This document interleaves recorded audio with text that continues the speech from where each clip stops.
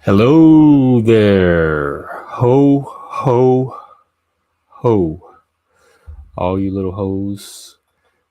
Yes, today is Santa Day. It's kind of been Santa week, but we're making it, we're giving him a full day. I think he's underappreciated, especially his darker or more tragic side. So that's what we're going to try to tap into today. With the help of a very special troll guest, Mr. Monkey himself, just Frank. I don't know where my co-host is, Chris, so I might wait until Chris gets here because I'm sure he's going to want to be a part of that. Frank has promised to tell his Santa story, so we're going to give him a chance to enwrap us with that. I had something else about Santa. So anyway, anybody can come up, and it doesn't have to be about Santa, but we want to collect Santa stories from as many people as we can, especially the if you had a real sad experience with Santa or a real tragic Santa story or Christmas story. We like those. What else was I going to do? Oh, I had pulled up the news and I already forgot it. Does that mean there's not much going on? It seemed like it was important. Oh, yeah, they did that Biden testimony. That Robert Hur guy did the Biden testimony thing today. I don't know anything about the story. I was really following it. I just saw it starting this morning. So, whatever that's about, some classified documents. I think he determined that, this is from CNN, that ultimately there wasn't anything illegal and criminal charges should not be filed. So that's happening. And Andrew Tate could be extradited to that's not news. That's gossip mongering. Haiti. There's some stuff going on down there. I think they just had one of the gangs take over. They had like a revolution, a revolt, a mutiny, civil war, or something down there in Haiti. So y'all should check that out. Frank. Oh, did I put the link? It should be up there. Anytime, just let me know. Or we can wait for Chris. And then you come up. Don't because Chris told his Santa story the other day about how he had to double as Santa and the Easter Bunny. And Frank wrote up this little like sketch for a movie based around that. So Frank did say he can't promise his story will be as exciting as Chris's, but it's the act of telling. It's the telling of it more than anything.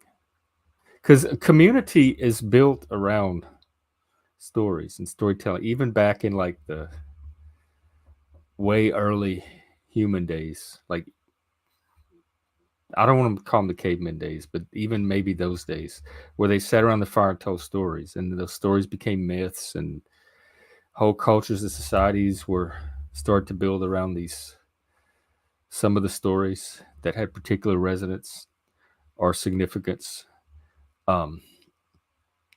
So like so much of our interaction as humans on a interpersonal level, a community level, a societal level, a mass level is story based. So I think just the act of sharing stories and telling stories has great value. And so even like telling a story about Santa, a negative experience you had with Santa, adds to that experience of like what is it? Holding each other's story. Like a community, the members hold each other's stories. And that's what this is an opportunity to do. If Frank doesn't whistle out on me, like I know he won't because I know he's an honorable monkey and a gentleman. So I assume we're just waiting for Chris or more guests or more people. In the meantime, I think I did have a few tweets today float in. Yeah, here's a good one.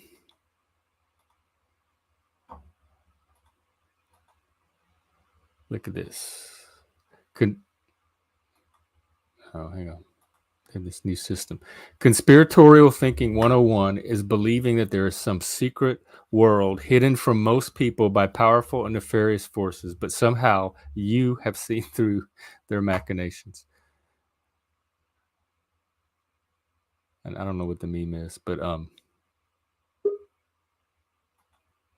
somebody's here. Oh, it's Steve. Hey, Steve. Not much. What is up with you? Are you back with a real Santa story this time? I don't have a real Santa story. I don't believe that. I like. Look, really have you ever don't. played Santa? Have you ever been approached to play Santa?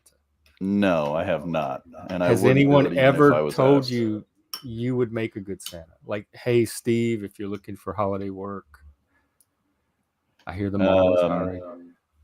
No. Well, it surprises me that you don't have a Santa story in either of those directions. Yeah, no, I don't. Not that I can think of. I mean, maybe when I'm older, but I've never been approached for anything like that. So. Oh. Well, yeah, you're right. There is still time. And I don't know that I would do it even in my older age. When you saw the joy on those kids' faces, I don't think you would be able to not do it. I think I would probably even do it. I think it's adorable, and you're right, it is joy, but I tend to agree with it being a violation of free agency. Is that what you're here to talk about? Because I was thinking. Well, I mean, I can, but well, we had left off with something yesterday. I just don't really keep track of what those somethings are. Well, I should. I always tell myself to just go back and watch the stream, and then I never do.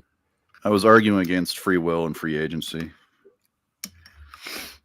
because I think what people confuse themselves with is like, so a lot of people get disgruntled when I say the illusion of free will. So I would rather replace that with explaining what it feels like to have a choice. Well, but, so you don't feel like you have a choice? You don't have that experience? No, I feel like I have a choice. But when I investigate it more and I start to understand where all my thoughts and my feelings come from and the things that I base my decisions off of, like experience, I come to find out that if I didn't have those experiences, I wouldn't be able to make the choices that I made. Yeah. I agree with all that, but the experience and the choices are two different things. And you just said that when it comes to making the decisions, like you make decisions based on your experience. So you're even talking about them separately. Right. Yeah. So like when you're at the grocery store, just picking stuff off the shelf or whatever, in your everyday mind, it feels like you're choosing different products and willing different choices of groceries. Yeah. So it's when you like do this deep level analysis that you have the realization that it's not free. Yeah. I have things that I've learned to like or enjoy. I have a tendency to lean towards those things when I go to the store. The things that I need to get there is, milk, bread, and eggs, beeping. these kind of things. Those aren't really a choice; those are necessities. I know I need them to be able to eat, to be able to flourish, blah blah blah blah. But walking down an aisle and I see a product, let's say I've never tried it before, and I'm like, huh, that's interesting. But there's not necessarily really how would you put this? I'm trying to think of a better way to put it. It's like try doing something that you absolutely vehemently refuse to do. Try deciding to do it and try to decide to enjoy it. Wait, say that Right. again. Enjoy something that I refuse to do, like vacuuming or something. Let's say something like that. No. Let's go to the most extreme you could possibly think of. Whatever that is. What's the most extreme thing you can think of that you There's would certain not like enjoy, foods I and won't then eat. Like if try I and go make on a decision? Survivor or Fear Factor, there's certain gross food challenge that's a limit for that. I know I would not be able to do. Like I wouldn't Yeah. even attempt them. Right. You don't even have a choice in it. I just know my body would not like. My body would reject it, no matter what. Yeah, but you So couldn't make the choice to like something like that you mind know that over you're what going is to it? Mind dislike. over body, mind over matter, body, mind over body. Is that it? Mind over matter. Yeah, like you can override your body with your mind in certain instances if it's strong enough. Yeah, it's possible. But you think all that's But just predetermined, like it's not really happening, it's just predetermined. it's not that it's predetermined. It's just we're a product of our environment mostly. So See, I don't think we every are. I mean, we are, but I think we have a specific nature and then it's modified by our environment. But the nature comes first and has priority, and then the mm, environment works with whatever parameters are set by that existing nature. And it's different for each person. Some people, I think, are more sensitive to environmental influences and have less of a more like solidified nature, and you have some people with really strong natures that I think are less affected by environments. So I think yeah, like the proportion varies in the individual. sure. I think it's 100% nature, but there's a caveat to that. What I mean by that is our genetic makeup, our physical being, right? How our brains are made up and how we make these decisions are ultimately decided by our genetic code, and how we interact with the world and how we perceive the world Oh, um, this are Can you guys hear me? based I'm just off of checking. that you're perception. echoing. You're, You have YouTube go up? ahead. Echoing? No, I don't. But I'm in the car, so Oh, Huh. Interesting.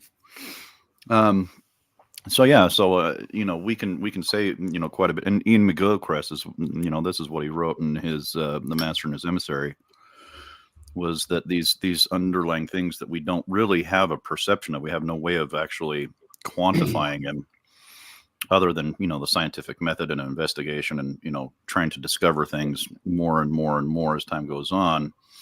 There's a little bit more evidence each time that suggests that our brains, which are a physical manifestation of our genes, make much larger components of our decision making skills than anything else.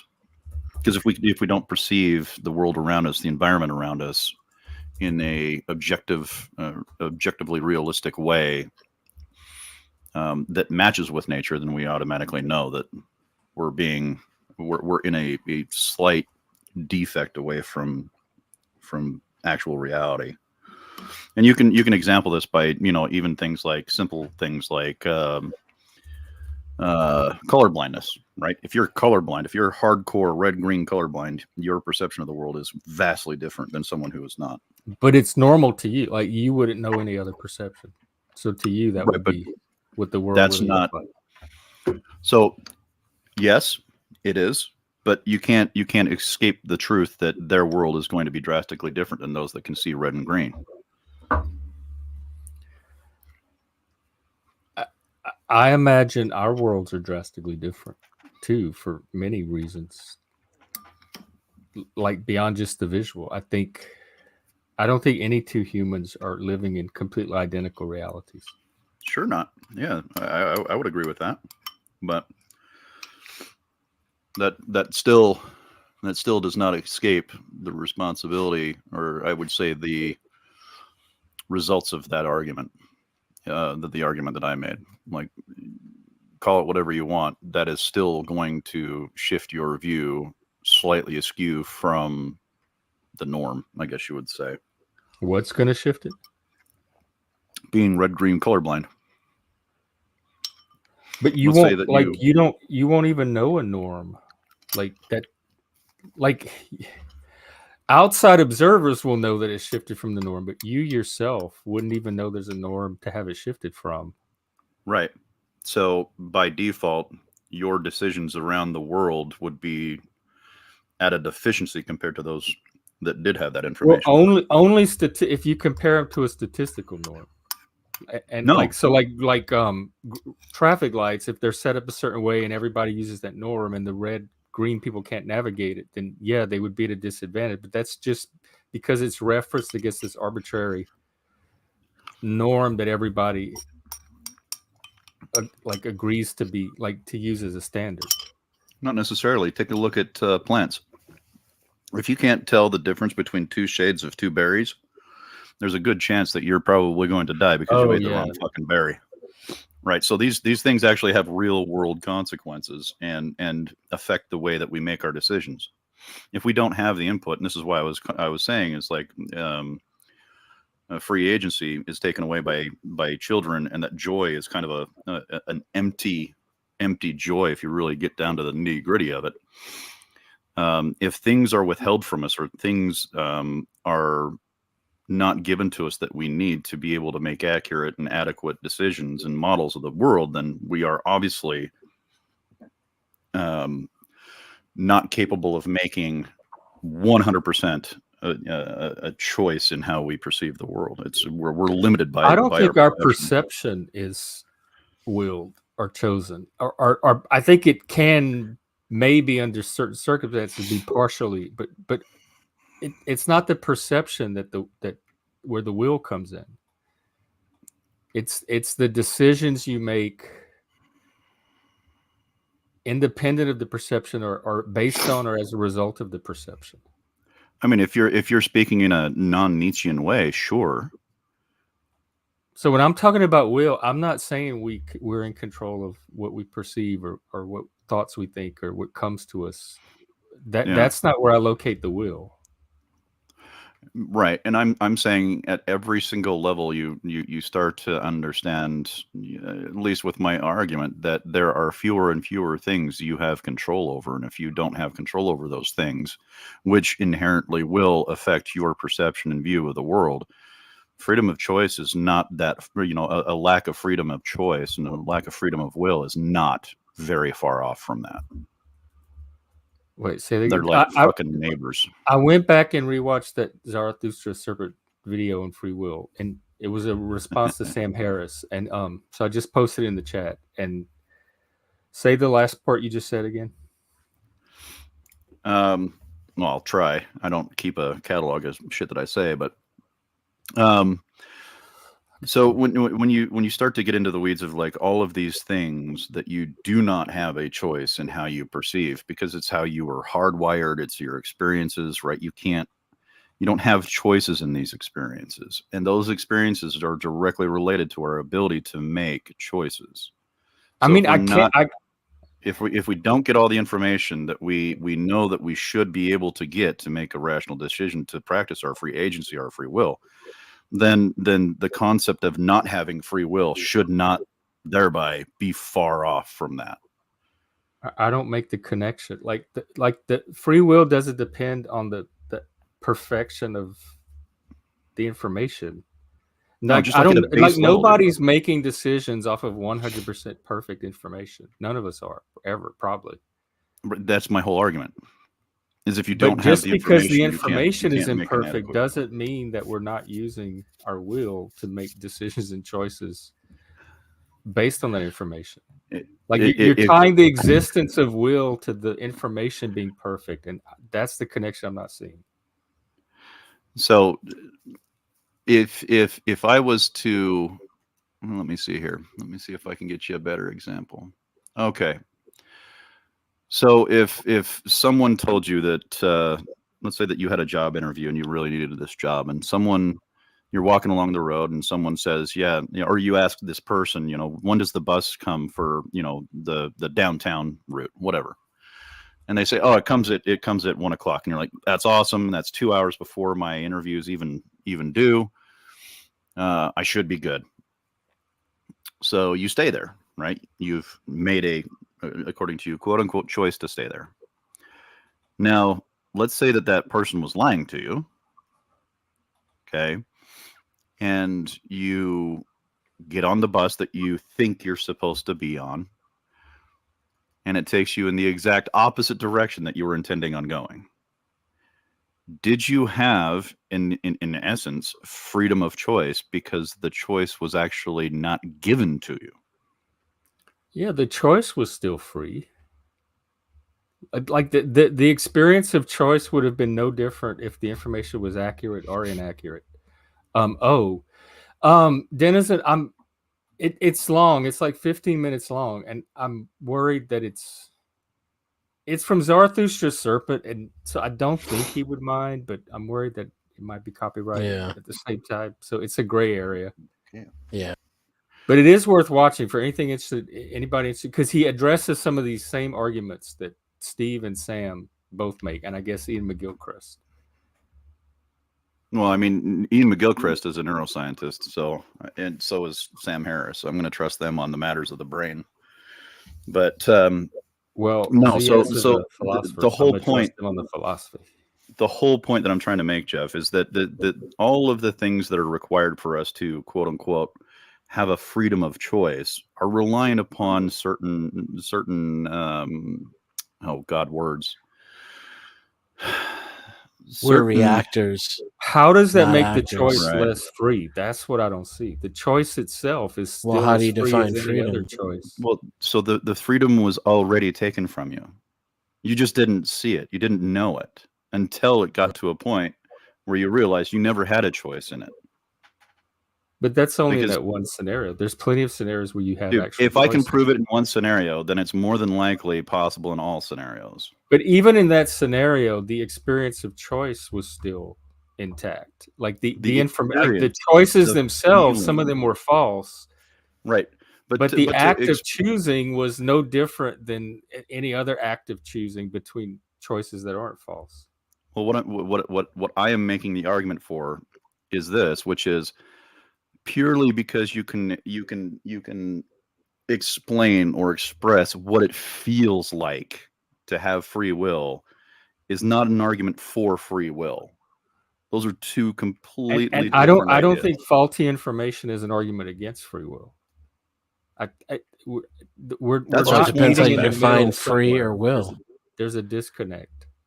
It starts to undefine freedom and will or choice at the point you realize how little choice you have over things.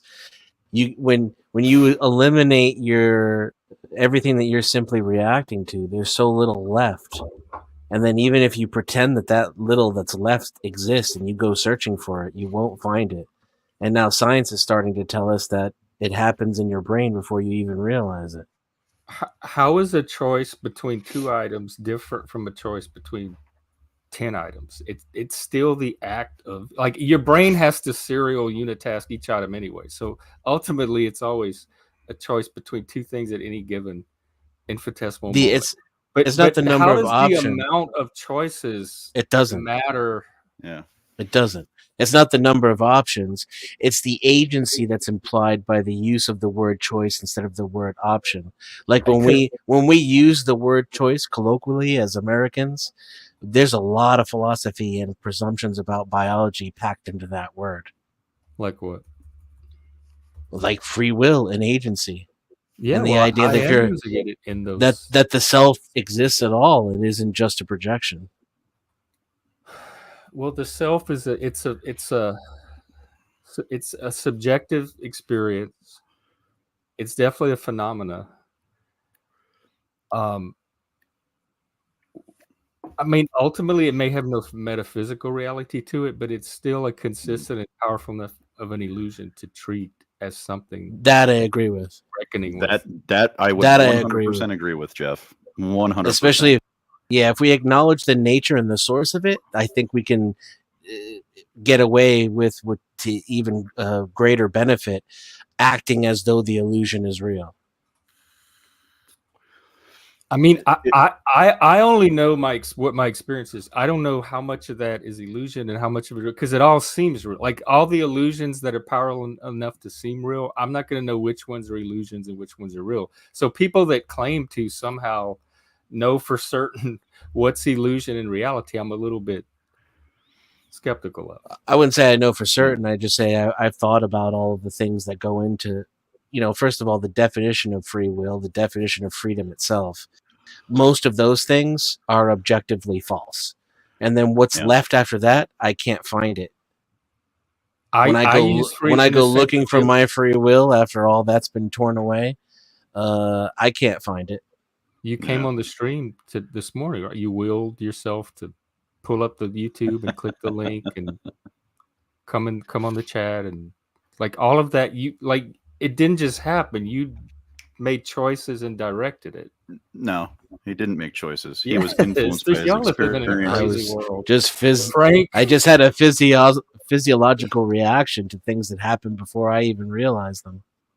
I experienced myself downstream, according to the science.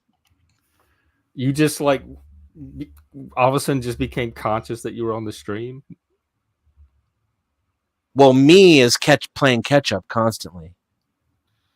When you say you and I say me, referring to the same thing, myself, that's a subjective experience. It's according to the latest neurology, it's a witness, not an agent. Yeah. What do you tell the cops when they pull you over? How do you explain all that to the cops? So this has huge implications for crime and how we look at crime and punishment. Absolutely, 100%. I do not deny that there are significant hurdles to come with the idea that we don't have free will. That's a separate argument that I'd be willing to take on later. But the whole idea of, like, if you take the Nietzschean view of will, right? It's basically he argues that every human being has this kind of innate instinctual need to control his or her life, obtain power and control over their environment, right? And he literally wrote like a 1,000-page book about this. And it's like, if it was as simple as being able to say I have free will, he wouldn't have written 1,000 pages of but will to power is not just about free will. No, but it's an understanding of how we get from point A to point B along those lines. Like even Descartes realized that everything in his universe was it could be completely fabricated, and he would not know any different than anything else. The only thing that he could 100% guarantee is his consciousness, what he was aware of as the self. Literally everything else after that falls away under even, anywhere between like monotonous, scrutiny to absolute scrutiny, abject scrutiny. At every single point, it starts to fall away. It starts to fade away. Like even our perception of time, like Hegel, even our perception of time is radically fucking skewed because we live on one planet. Yeah, and we have a human perception of time, right? And scaled to like our human existence, and even within the individual human, the perception of time is very subjective. Yeah. Even within a single person, it can vary from moment to moment how we perceive time. The question is how and what degree do these things have an influence on our ability to, quote unquote, have free will? That's really the I question at the debate. think that At the core of the is debate. an excellent question, and I think it is a question. We do not. It's just like the hard problem of consciousness. There is no answer to it, and so people that can definitively say there's no free will, I don't think that they fully wrestled with the question, because I think Definitively say no. There's no evidence for it, and all of the evidence, the most recent evidence, as it accumulates, is in favor of the opposite. That's how I would put it. Yeah. Well, all the I evidence certainly grew up believing in my own free will, feeling like I had it, and desperately clinging on to it. But the more I researched it, I found a complete lack of evidence for it. And now, as technology advances, there's evidence to the contrary. You're in control of your life. You just wake up and your day happens. Are you listening to me? Because I just said the exact opposite of that. Well, then answer the question. What did you say? It certainly feels like I have control over everything. But if I go and search for that control, well, that's the I don't same find thing it. Steve said. So if you only know this when you go search for it, and it otherwise seems to be different. I mean, so in my experience, whenever something feels real and I investigate it and I cannot find evidence for it, it's almost assuredly not real. I can almost every single time come to the conclusion that I was mistaken. Yeah. So like if you Steve? Absolutely. And I want to like excuse me, I want to give you a little bit of charity here. There's parts of your argument that are valid, but I would argue that if neither one is 100% provable, I guess you would say, then the automatic default position should be somewhere in the middle there, somewhere in our unsureness. Right. Well, yours doesn't sound in the middle, though. It sounds like you're pretty convinced. You asked me to make the argument for a lack of free will. I'm actually quite dead center in the middle, but I tend to lean towards. I didn't know that. I didn't know you were just making the argument. I thought this was your actual. Okay. Well, no, I actually do tend to believe more frequently that we don't have a freedom of choice, but like I said, I'm kind of neutral about the whole concept, but if I really had to be pinned down on it, I would lean more heavily towards a lack of free will. But that's not your ordinary everyday state of consciousness. Neither one, like when you're just going about your life, you both said it seems like you have free will. So it's only when you can think yourself into this experience of not having it. I'm not thinking myself into anything. The more I research it, the less like it feels like I'm in control, and the less I get, and the more I give up the illusion of control, the more at peace my decisions and so-called choices are with my environment. Hey, I will agree with that. So I don't know about Denizen, but this is an interesting point that he makes here. So much like him, I take the same view. And the interesting thing about that is when you finally come to peace with this idea, I don't want to speak for Denizen, but I'm curious to see what he says. But you actually come to this strange moment where you are almost fully at peace with everything that goes on around you. Like the people around you don't have a choice in what they do, so it's not my responsibility to try and figure you out or try to take mindless existence. Well, no, it's not mindless, not at all. But what I'm saying is that it's almost like if Denizen has a problem with me, right? I know that there are certain influences in his life that has brought him to the perspective that he is at now, and he had about as much choice in it as I do in my position. It helps breed a lot more understanding and a lot more compassion for the people around you, for the people that you speak to. It's already determined, but in some people, it's gonna be determined. Well, even if you're just making an argument against free will yourself, right there. Yeah, I am. I'm trying to still man what he's telling me. Okay. Well, it can turn bad. Yeah. You can definitely join the dark side. I'm really trying to understand the like what the mental reality is like for somebody. But that believes this way, but you said your mental realities are not that different from mine. It seems like you're making choices and having free will. For most of my life, So I your would say yes, psychology is not that different. So but like the last 20 years or so, the smaller my ego gets, the more mindfulness I experience, not the other Yeah. way around. I hate Yeah, silence. it's weird. Stillness. That creeps me out. I don't But- want that. the problem that you're talking about, though, Jeff, is the same problem that Nietzsche was concerned about, which is nihilism. It's possible, once you have these beliefs that, at least the beliefs that Denizen and I share, is that you succumb to a unique kind of nihilism that is more destructive. But honestly, the people that I know that have come to terms with this are much more at peace with the world around them and with themselves. They're not so hard on themselves, but they have this weird, again, I don't know about Denizen, but for myself, when I came to these conclusions, and even after I became an atheist and I came to the conclusion that I don't have free will, or that I most likely don't have free will, it actually kind of empowered me to do more things that I hadn't done before, like go back to school or start writing or start doing these things.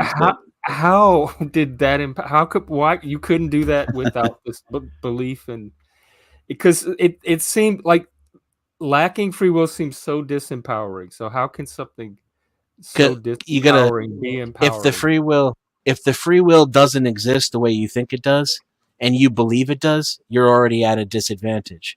So you'd have to first make the assumption that free will doesn't exist. Now ask yourself the question: if free will doesn't exist, how can my acknowledgement of that help me to exist in this environment more peacefully, doesn't make me want more harmoniously? Doing all So this for me, I realized I was telling myself a story, or I would convince myself that I wasn't capable of doing something previously. And then when I came to these conclusions, I'm like, who is writing these stories for me? And who is telling me that I can't do these things? Well, the only person that was there was me. Yeah. So where did those decisions come from? And the more and more I sat down and I thought about it and I investigated, I realized that I was the only person who was making these influences on my life that kept me from doing things that I wanted to try and do. So it was a very, very kind of almost epiphanic like perspective of my life, all coming into an interesting, obscure kind of consistent feeling that I had a deeper connection with myself than I did previously. That illusion of control is it was my biggest obstacle, and everybody I've ever known who has admitted to themselves that they're not in control has told me that they learned the same thing, that the only thing standing in between you and happiness, 99% of that is you. Yeah. It's actually a fairly relevant to the Satanist perspective. Well, happiness is a mindset, and so you can right. my whole work is helping people gain more of a sense of personal agency, and y'all are like saying surrender all that and give up on this illusion of agency. We're like moving in completely opposite directions. And it will give you, if you give up the illusion of control, that will give you more influence over your environment, arguably. You'll at least have the mindfulness to be aware of what's going on in that space where you used to just put, me, I, etc. I'm not sure I understand that. Ultimately too, like when people want agency, they really don't want to be able to pick up the glass with their left hand and drink 1 ounce exactly and put it back down on the table. What they really want is just to have peace of mind, to experience joy and happiness. Well, they want or in the opposite over their circumstances. Yeah, and so that the desire for power and control is like a feedback loop that only causes you suffering. Right.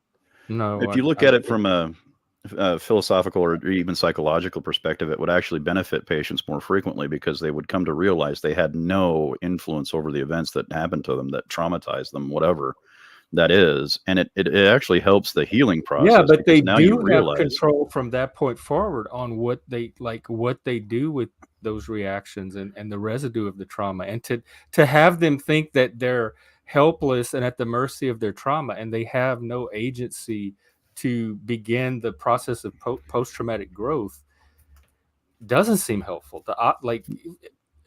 Helping them discover and develop that sense of agency so that they can move beyond the trauma seems to be, at least with me and the people I work with, what's most helpful. Right. Well, you're also looking at it from a perspective from the outside viewer as well. So it depends on what the individual themselves feel like. So for people like me and Denizen, it might make sense and it might work for us. Others, it might not. They might be Yeah. veiled behind that window that they can't see past and they refuse to open the curtains to. Yeah. But my argument is simply that when we understand that other people don't have free will just as much as we don't, I don't we believe Yeah. I begin to refuse gain a to compassion. believe that Yeah. people It gives don't you a make level. choices. They're not responsible for choices they're consciously making. Well, we can They hold choose what people to eat for accountable and breakfast. They choose responsible. how fast to drive on the highway. All those are choices they're making. They choose to break into someone's house or not. Most people I know are suffering from the choices that they make, and Yeah. they're struggling to make different, better choices. And Yeah. all So of I that, really don't think that there's like a real, a clear and impactful connection between what they believe is their free will and the choices they make or the outcomes that they get. but I think Yeah. a belief in your ability to even make different choices would be essential to Well, recovering from that. So you again, absolutely, if you so admit to yourself that there's no agent that's actually doing that, If and that it's a byproduct of your environment, I would and I argue would that think that all my that's choices are going to keep being that way. If I'm not in unless control of my unless choices and they're all bad up to this point, then that's so hopeless. I'm unless you not in change your control of them. environment. Well, being able to change your environment is agency and will. You have to be able to will a different environment and then go through the steps of changing the present one into the desired so one. the interesting thing about this, if you look at criminality, right? A large majority of people who are in prison for criminal behavior, let's say for one example, is they oftentimes lack a father in the home, right? They also might come from more desperately or disproportionately poor neighborhoods. All of these things take into account their environment, and they are more likely to end up in prison than others. However, if you take people like you would take Harvard professor, what's his name? Oh my God, Roland, something Roland. I don't know. He's a black guy, and he grew up in the inner city, and almost every single one of those stories of the people that got out, including my friend Wolf, at some point in time, they figured out that there was something else, and usually that was in the vein of they met someone who was doing well, didn't have the same problems as they did, didn't have the same sadness and sorrow that he did, and so this influenced them. So just because you don't have, let's just argue that you don't have a free will at all, it doesn't mean that these things don't influence you, that they don't give you different perspectives and different options that you can follow through with, which I would argue is a choice, the phrasing of, or the definition of the choice. But so all of these things along the line, they all influence people's perception of what it feels like to have free will, and you can still use that. I still embrace my feeling of choosing something, but it gives me a deeper understanding of not just my life, but the lives of everybody else around me. So it's not like you have to wholesale understand or believe that you don't have free will, or that you can't use what you would call free agency. None of that is necessarily mandatory to the concept of a lack of free will.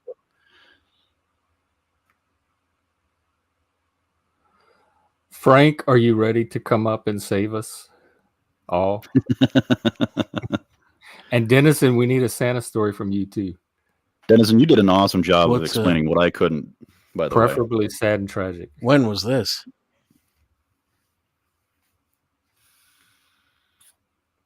Just now, huh? His explanation.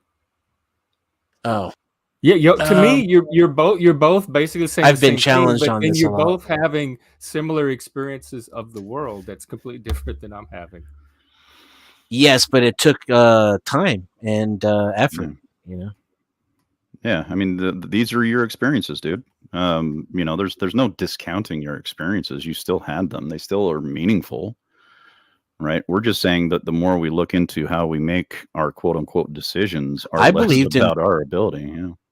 I believed No, in free right. will until the science started saying otherwise. Then Same I here. The science. I is not- retroactively went and did the investigation, and then I changed my philosophy, and it was a cruel process too. Like I Yeah. didn't want to let go of my Yeah. free will. Yeah, neither did I. I'm the same exact way, man. Same What- exact. That was but my exact To path. hear you both talk, you haven't.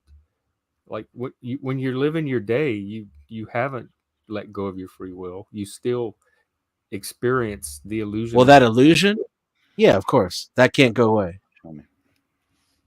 But it doesn't feel the same for me because I know it's an illusion. Yeah. And Absolutely. recently, I've been making entirely different decisions simply by letting the me that would normally act sit in a room by itself inside my mind. And then I tend to do different things. And so now I'm rewiring myself and becoming a different person. I react differently.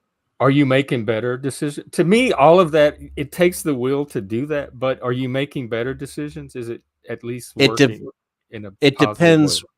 It depends what you want, right? So I seek harmony, and that's definitely working for me.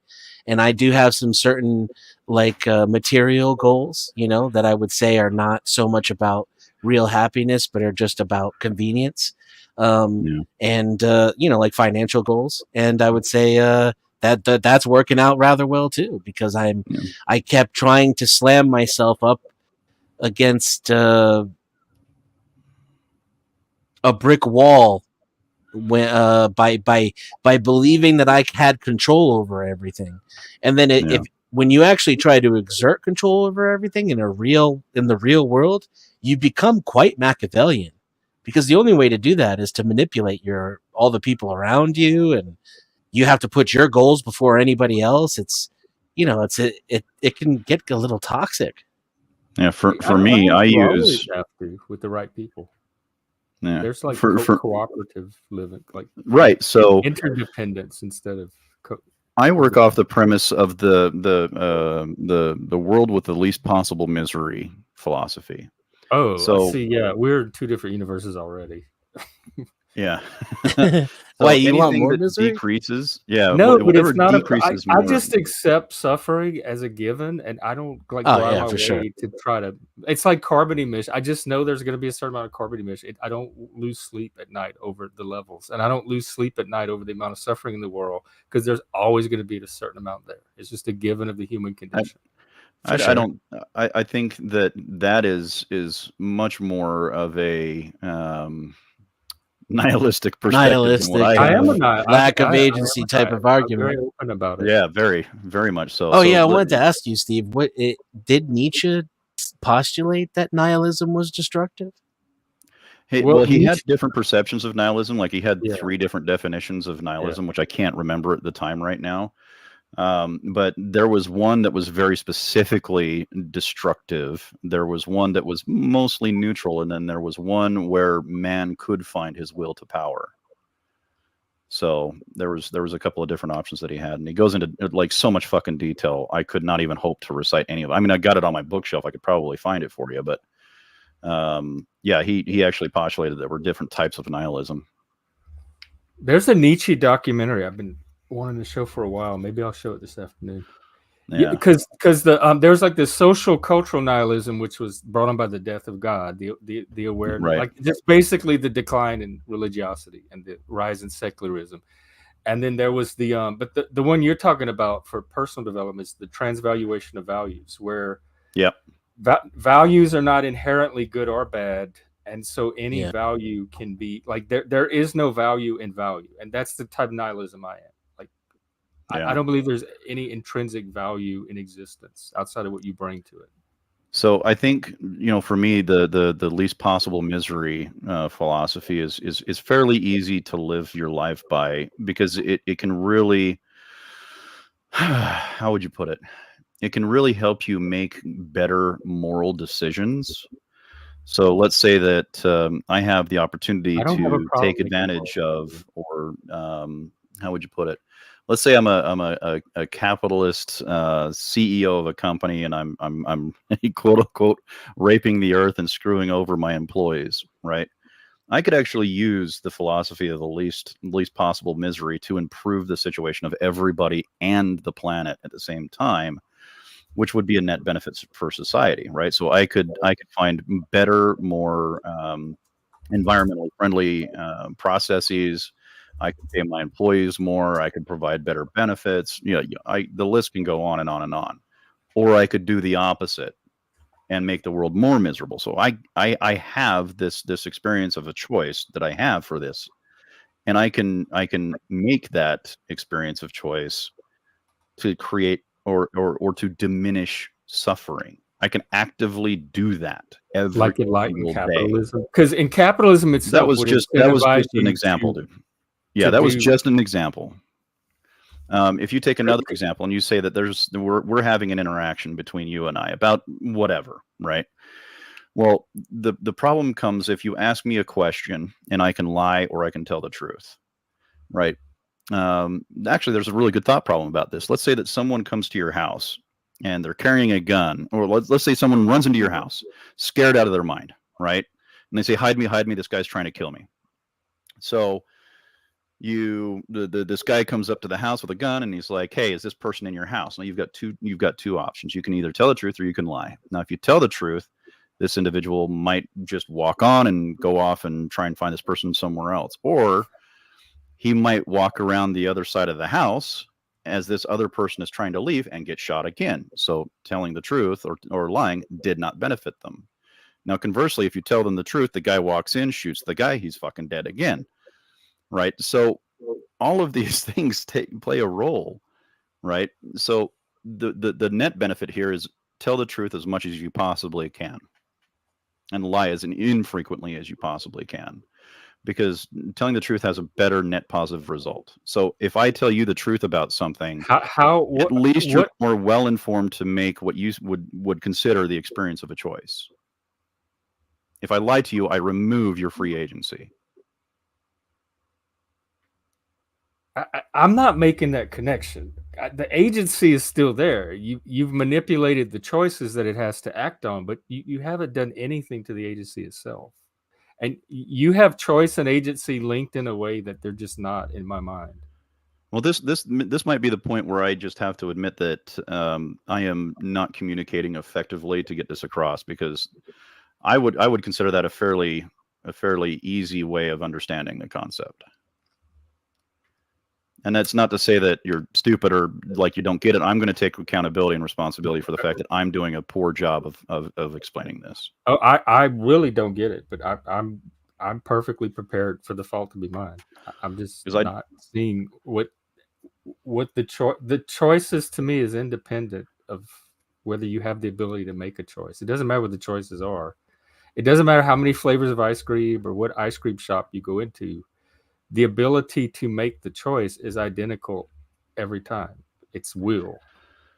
So if you I'll give you another example. If you're a church, right? So this is what the LDS church is going through heavily right now. This is why they're bleeding members. What members are finding is the CES letter, and then they look at the CES letter, and then they look at the evidence along the history. Wait, what's the CES letter? It's a church educational system or something like that. But anyways, it was a letter written to the CES division of the Mormon Church by a member. But all of that's kind of irrelevant. But the part that's irrelevant is that the church is either withholding information, like critical information needed for people to make valid decisions about their faith, things that are a cornerstone of what their faith is based off of, right? And when these people see these things and they see the truth, their experience is that the church has removed from them their free agency, their God-given gift of free agency. Because without the truth, you cannot have free agency. It's an illusion, even more so than the freedom of choice. You have an illusion of free agency because you were never given the choice. So it's not the agency; it's the degree of freedom you have with that the agency has, and Both you're of them are robbed locating from the you. freedom in the choices, and I'm locating the freedom in the agency itself. Well, it Like sounds as like long as you're able to make a choice, even if it's between two crappy things, that is agency, and you're saying the ability. The quality of choices, the amount of choices, the amount of options all play into what's considered freedom, and how much freedom or how less freedom a choice has or doesn't have. And I'm saying as long as you have the ability to choose at all, that is the freedom. So I think we're seeing freedom two different ways, are talking about two different things, are calling two different okay. things by the same name of freedom. I would then make the argument that my definition of choice is reliant upon truth and how accurate the truth is. The less truth I get, the less accurate my decision is, and the less meaningful and the least amount of free agency that I'm practicing at that moment. Sure, I can argue with you. Those are all I can agree with secondary you. qualities of freedom to me, but the essential quality is the ability to choose at all. And as long as that's there, then freedom is there. Yeah, but are you really making a choice? Yeah, you're making a choice. It may be substandard compared to a choice you would make if you had other options, but the freedom to make the choice is still there. So you don't think that the freedom, or the freedom to say 2 + 2 is 4 or whatever. That as if long as if you you're just have that, you have freedom. so if you're just focusing on the fact that you can make a decision between two things and that's the definition of choice, okay. My definition of choice is much I would consider much deeper and much more meaningful and much more It implies useful, agency. I'm not. and it I'm implies not. more agency. We weren't talking about how meaningful it is. I'm trying to break it down to its bare core, like the argument to its bare core. And so I'm not saying your version isn't meaningful, but I wasn't addressing the meaning side of it. I was trying to strip it of all that and get at the bare bones of what we're talking about on almost like Yeah. a diagrammatic level. I think Okay. maybe use the word decision then, and I think that would maybe communicate something different to Steve. I don't know, Steve. Yeah, it definitely would. I would agree with that. Yeah, that word matters. Then use decision. I use them interchangeably.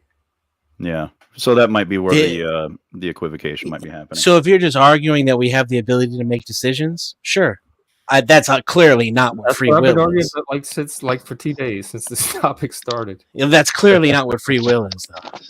Well, it's not. It was not clear to me until just now that that's not what we were talking about. Well, I mean, let's just let's get this straight. Let's see what the definition of free will is. Okay, well, look it up, and I'm gonna go grab a refill. And welcome that's back, what I'm doing. Chris and Frank. Get ready.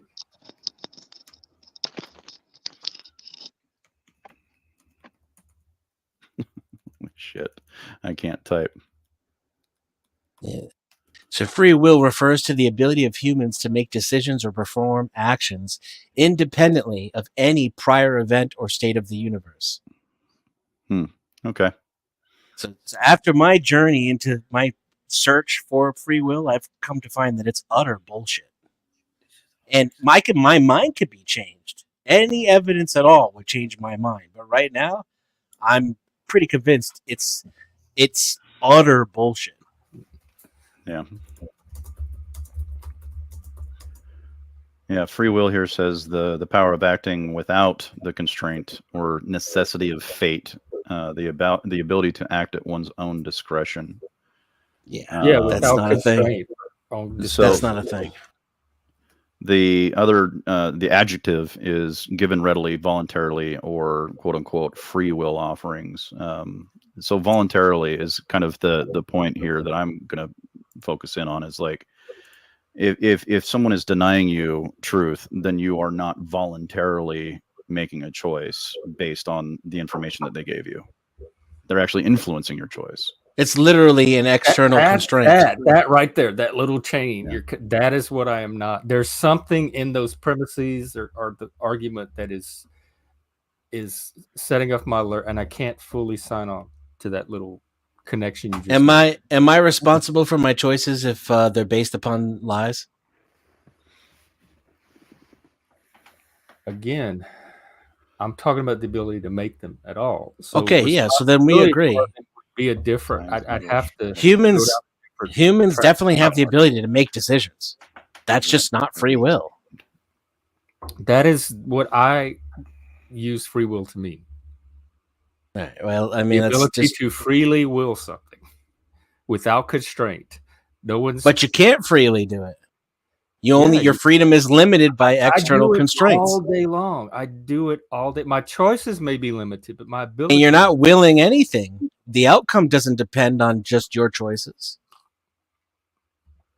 Especially if you're being lied to. If you're being lied to, then the outcome definitely is detached from your intent.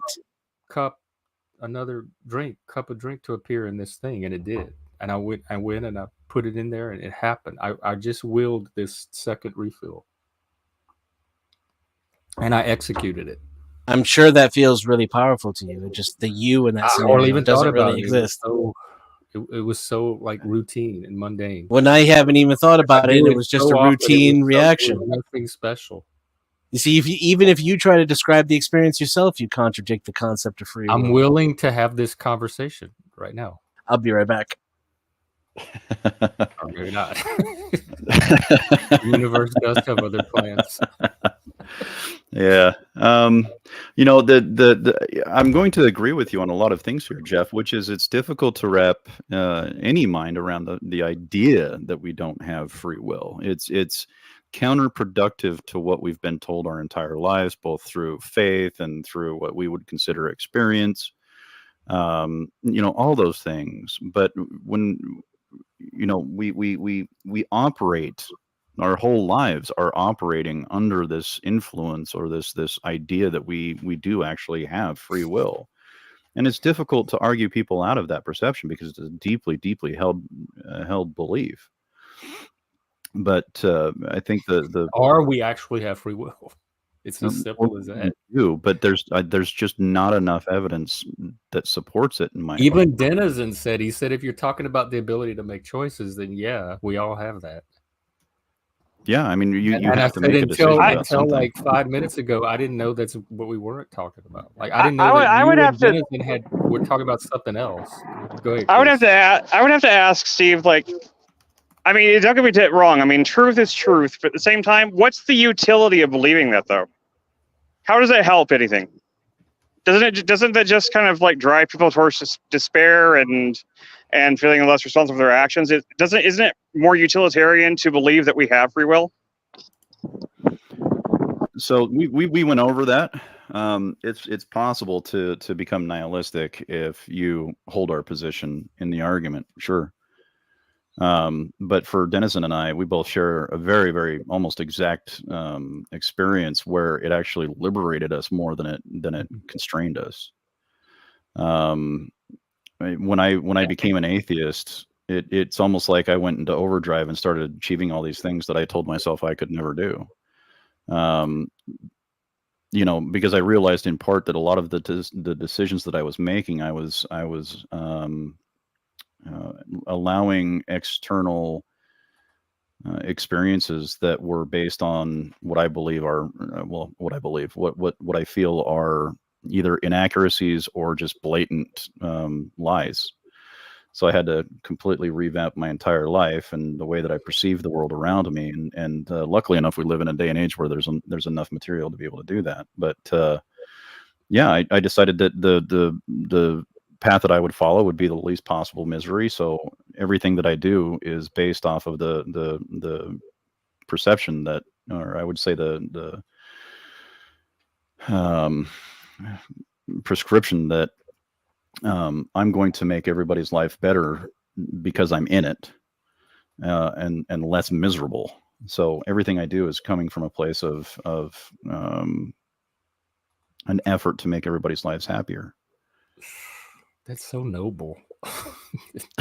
so glad that you were disgusted. There's by that. something like it's too good to be true. There's. I mean, it might be, dude. I don't know. That's the path that I followed, and that's the path that I landed on, and that's the path that I live. I mean, And so far, it's been I'm extremely definitely gonna. beneficial. I support you on it. I'm not gonna. If you're on it, or if you believe you're on it, I want to continue to support people like you to be on it, whether I think it's real or believe it or not, because of what I'm a pragmatist. And if giving up free will helped Denizen to like get his life together and start accomplishing things he couldn't before, and that's what worked for him, I don't want to disrupt that. Like I support that. So I say use it. Even if it doesn't have to be real or true. If it works, use it. Yeah. Yeah, I mean, to each their own, you know. Inevitably, nobody has a choice about which direction they're going, so I can't really judge. Well, I think so you just like drive, and wherever you end up. Like you Well, no, you I have pick a intent. direction, but you're not necessarily attached to getting there. Well, I have the intent of doing something. Like I had the intent of going to a friend's house when I got into a car accident. You know, I think intent is a better placeholder than decision or choice. Yeah, I understand intent. I use intent a lot, so I'm with you on intent. But I guess if you're trying to accomplish goals, intent's just the beginning. There's other thing, and it requires something like the will being engaged as part of that process to get something to go from an intent to a goal. Or here we talk a lot about dreaming and action. Like we talk a lot, we have big dreams, but turning them to action, they don't just happen if you don't take some active mental step to execute. I was pretty good at manipulating my environment. So I was able to achieve goals relatively well. But what I realized when I stopped trying to control everything so much, that I wasn't really, those goals weren't really aligned with what would make me happy.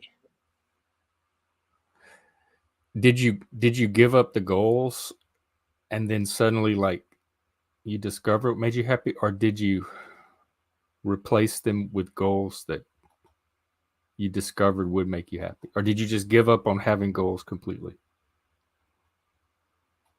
I realized everything I was doing was counterproductive. And so on paper, I'm achieving goals. You know, I'm getting the raise, I'm getting this career title, I've acquired this particular girlfriend. You know, I'm checking all the boxes, but it's there's a lot of bullshit packed into the you and me and self part of the free will equation. So it could be quite illuminating when you let go of it.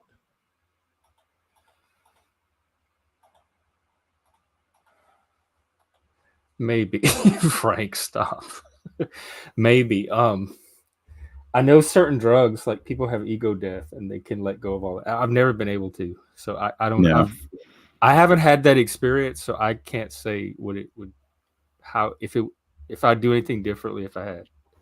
So that's a wall I can't go past. Like I said, there's not much utility in the ego, and the smaller it gets, the more space I have for other things in my mind. Fuck yeah. More Bravo, awareness. sir. Bravo. The ego can get in the way and it can cast a big dark shadow, but I don't it has utility. Like there are things that it does for us. So We need it to live and survive, and if we use it the right way, it doesn't it's negative potentialities can be minimized. I agree. I think that admitting that it's, you know, at least partially an illusion will help us use it the right way, as you put it. Yeah, I actually agree with that. Probably so. I mean, I have a giant ego myself, and I know not all of it is justified or warranted or real. I just don't know what parts are and what's not. So I know not to throw all of it out completely because there is some baby there, but I don't know how much of it is bathwater. But I know some of it is. Go looking. That's all I did. I just held a spotlight up to it and kept walking down the corridors. Yeah, I do. Yeah, it was a pretty rough journey for sure. Being an atheist was probably one of deciding to be an atheist was probably one of the more jarring experiences that I've had. But yeah. How old when did that happen? 45, 40. Oh, okay. I thought it was Wow. more lifelong. Yeah, no, just recently. Oh. I've always been like on the more unsure side, the more agnostic side. There was always doubts that I had about the faith that I was raised in, and that brought about doubt in other, faiths that I had witnessed and participated in. And when you get down to the nuts and crumbs of it, some of it just does not make any fucking sense whatsoever, and it's not consistent. Logical sense.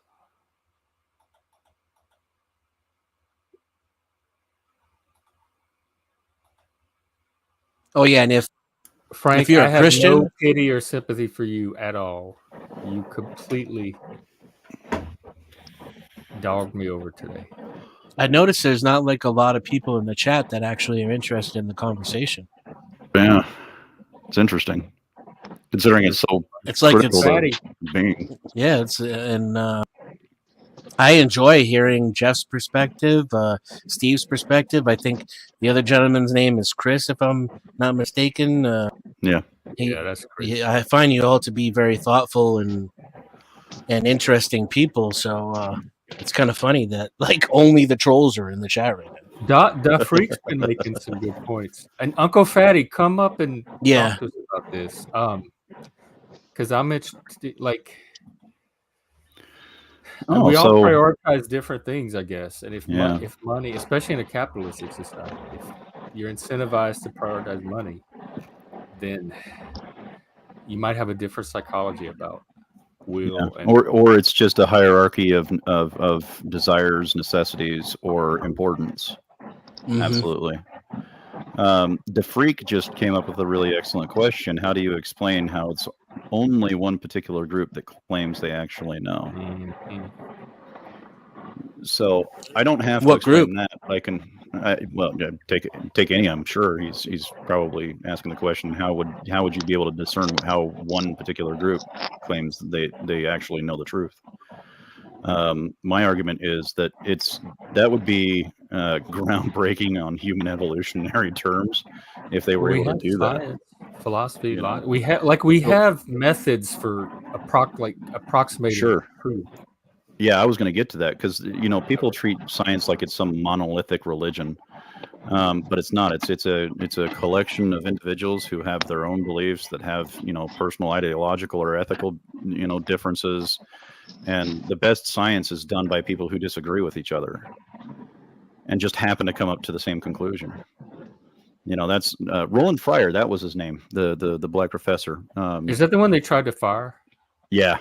Yeah. So Roland I Fryer. I would argue the best. I would argue the best religions are like that too, though. Yeah, denominational churches might be. Yeah, but there's so many different versions of the Bible too. But I'm not going to get into that.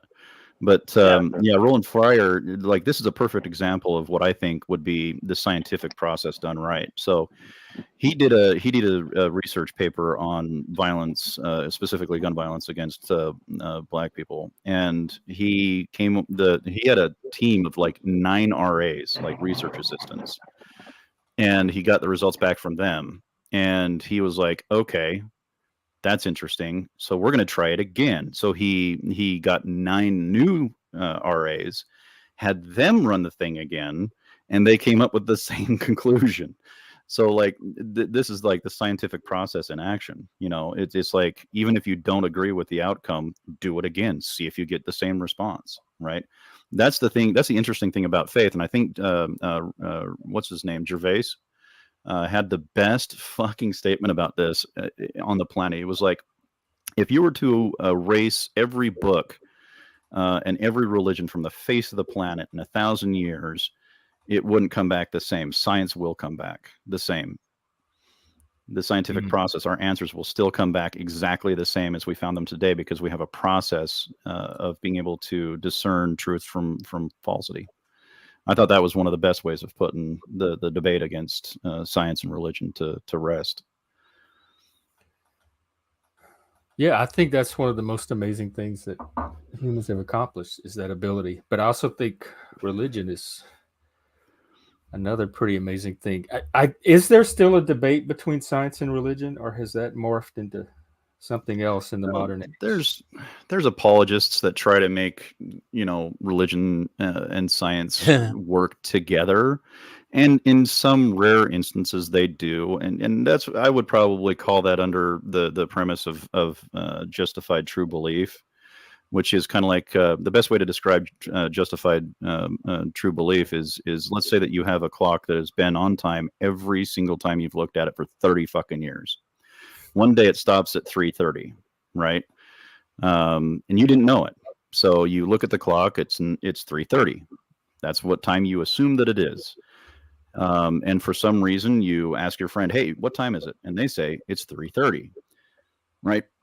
Just because the clock happened to be right at that moment doesn't mean that he was wrong. He had a justified true belief that it was 3:30, and it actually was 3:30.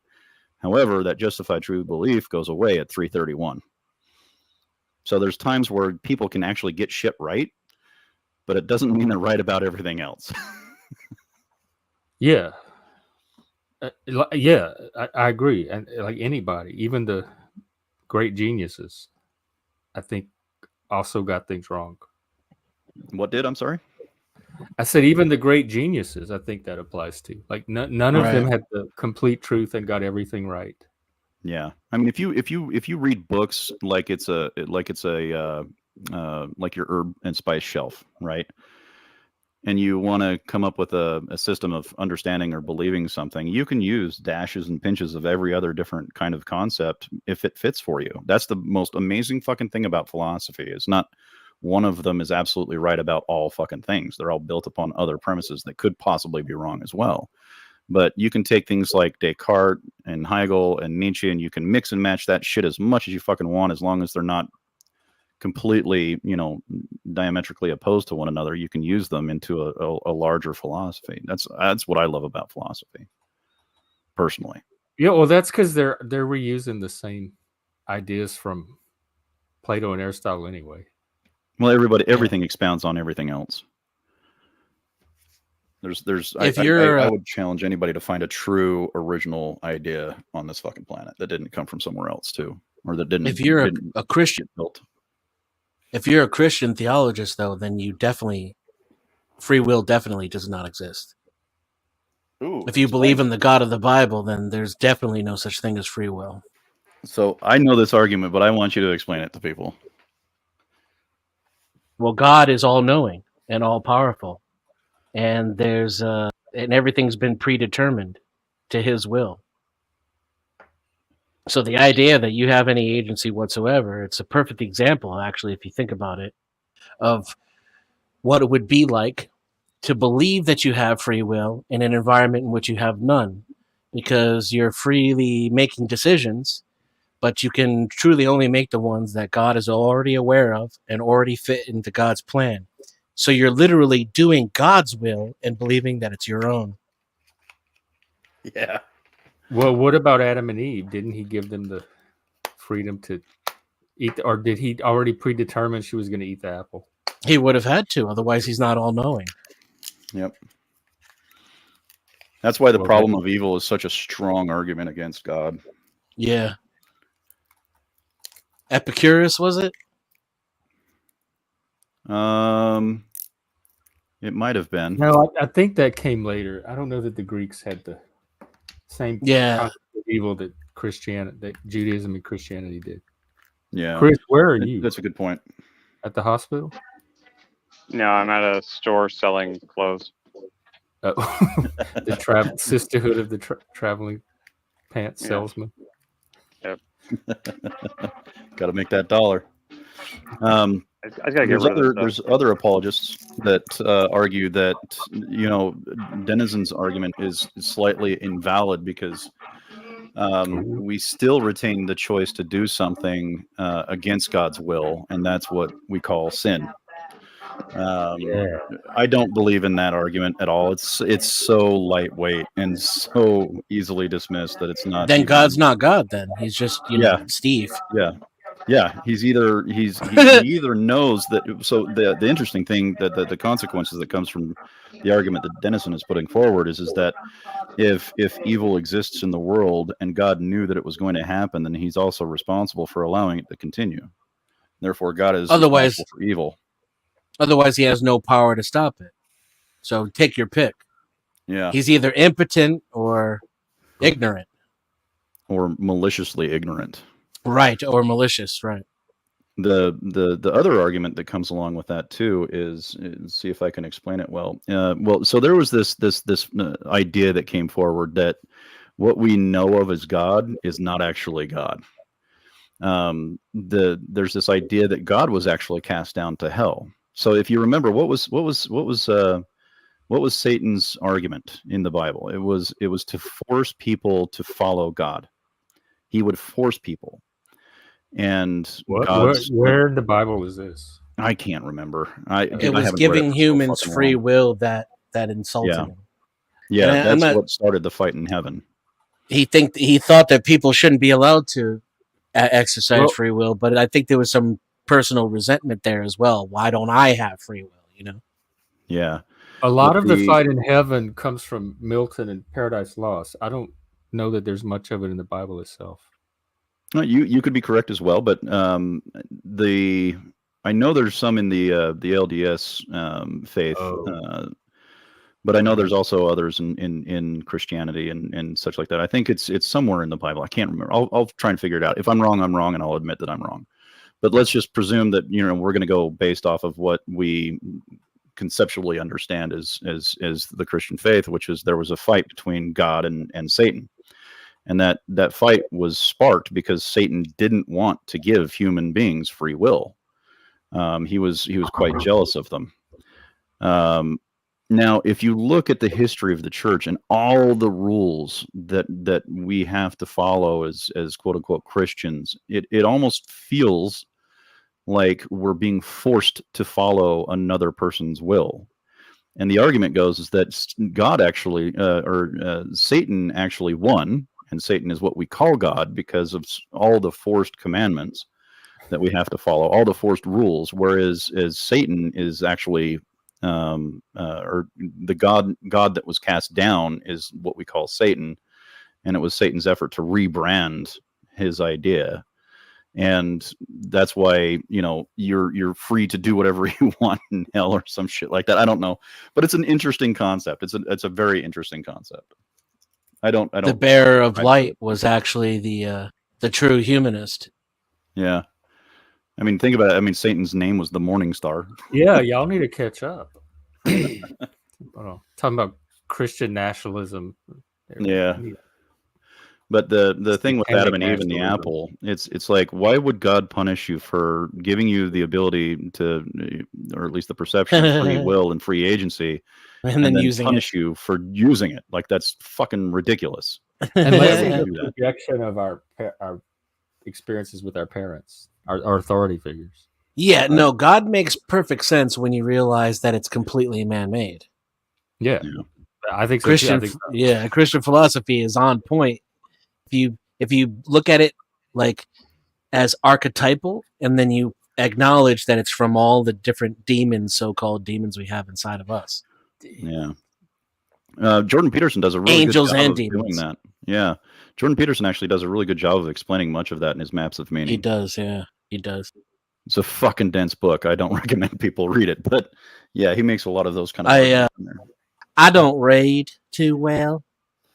I'm too bored. I'm too lazy and do you listen to read? But I watched the lectures he gave. He recorded his lectures at what university was it? Toronto. And you made it through? You said I tried to sit through. I couldn't Twice. sit through.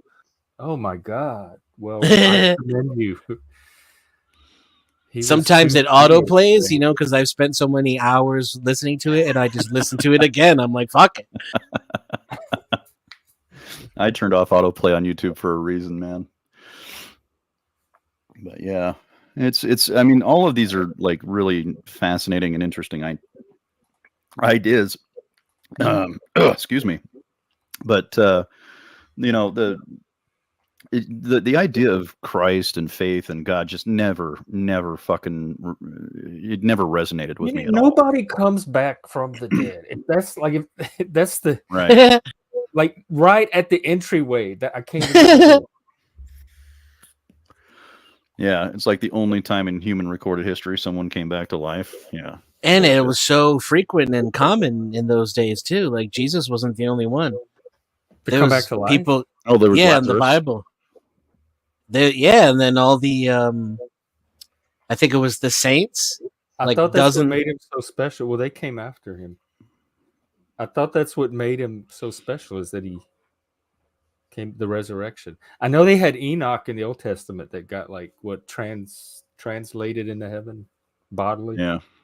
But he didn't die and resurrect. So that's what made Jesus stand out above all the other. They had mythological figures that did, but he was presented as a historical figure.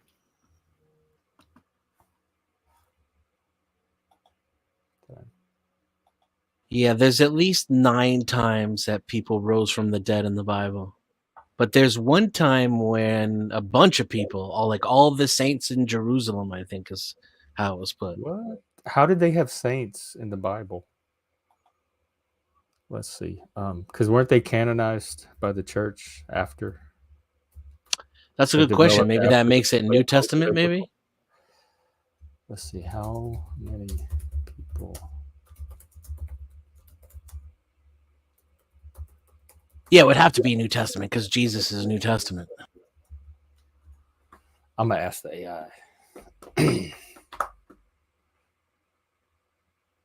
Should I ask you how many black people have died? Resurrected.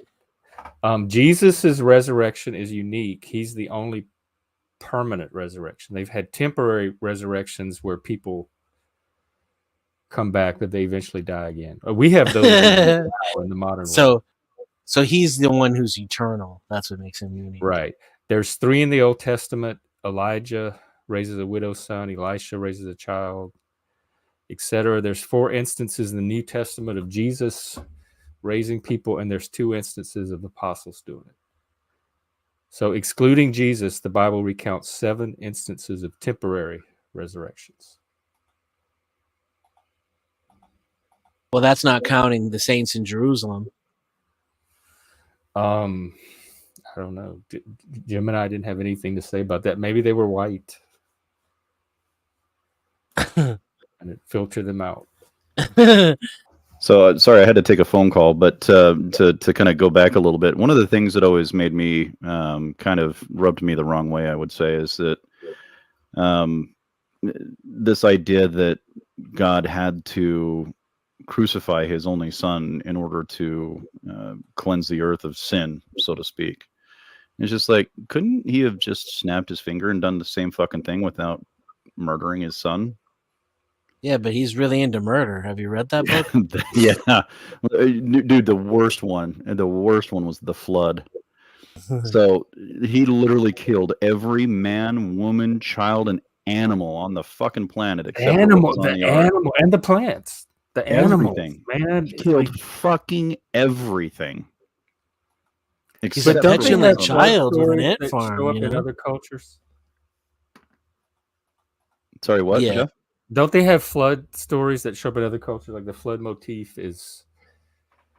I've heard that, but I haven't actually read anything on it, so I wouldn't be able to definitively say yes or no. But just the idea that God would do that definitely disproves the idea that he is all good. Like that, I don't right think there. he doesn't come across to me good at all in the Old Testament. Right, but that's the Christian apologetic, perspective. So yeah, Yahweh, it's just there's not somebody I would want to hang around. there's so, I mean, the Bible is replete with fucking ethical and moral fucking issues with that you know, to make the argument that God is all these things is just, it's a pretty brutal reality when you really fucking start looking into it. I mean, I have answers to all that, but like, it takes too long to go into. But I mean, I do have a fairly definitive idea of the concept of that and like why it is the way it is. But You've talked about some of it before. I've talked about it extensively before, but I mean, I don't know if anybody's really listening, but I was listening the last time you spoke about it, which is like, you can't, you have a difficulty justifying your belief in Christ, but you do believe in him. well, no, I don't anymore. I used to have real difficulty justifying it. I did tons and tons of research and found a lot of things in a lot of Gnostic type texts and stuff like that actually kind of pointed me in the right direction. I think the Antichrist was Solomon, and that the demiurge was put in between God and us in order to, the reason that sin and everything exists is because he put that in between us in order for mankind to have be able to have a chance to actually become like God. Because with his direct influence, we could never really truly be like him. We'd just be like the angels. Interesting. Well, he could just make us like him. Yeah, could do that. He could, but see, like, okay, but think about it like this: like, if you create a robot, right? You create a robot to be just like you. It's not the same thing as if you have a child and it has choices and everything is raised. You just created something that's just to be a clone of you. It's not really like you because that's not how you were created. Sure, but then God would just be a very advanced type of human. He wouldn't be all powerful and all knowing either. Either that, or man is a very, very non-advanced form of God. Sure, and I think that is consistent with the fact that like man created God. Chris is actually making the argument that the Mormons believe.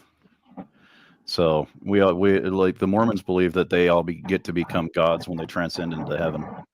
They can have their and then own you planets, get your own planet. their own planets. Yeah, it's pretty fucking crazy. But another interesting thing about the Bible that I find fascinating, really, was an argument that my friend made a couple of years ago, where he said the flood was actually an event where everything changed, including even human physiology. Because if you look pre-flood, it was not uncommon for human beings to live 5, 6, 7, 8, 900 years. But after the flood, that stopped.